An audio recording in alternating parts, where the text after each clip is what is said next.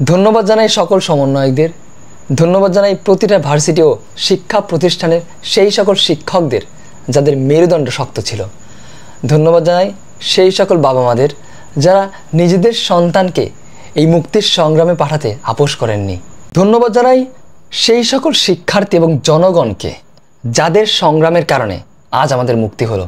ধন্যবাদ জানাই সেই সকল আইনজীবীদের যারা আমাদের এবং ন্যায়ের পাশে প্রথম থেকে ছিলেন। ধন্যবাদ জানাই সেই সকল কন্টেন্ট ক্রিয়েটরদের যারা ছাত্র সমাজের দাবিকে ন্যায় এবং ন্যায্য বলে নিজেদের দাবি বানিয়ে শুরু থেকে সংগ্রাম করে এসেছে বিভিন্ন ভিডিও এবং পোস্টের মাধ্যমে।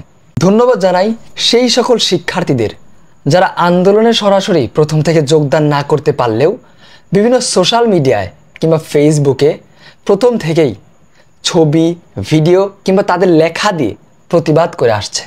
ধন্যবাদ জানাই সেই সকল শিল্পীদের যারা গান গেয়ে এবং ছবি এঁকে সমাজের বিভিন্ন স্তরের মানুষকে অবগত করেছেন এবং প্রতিবাদ করেছেন। পরিশেষে ধন্যবাদ জানাই সেই সমস্ত মানুষদের যারা আন্দোলনের প্রথম থেকেই আমাদের নানাভাবে সাহায্য করেছেন, দোয়া করেছেন, সাহস দিয়েছেন এবং পাশে থেকেছেন।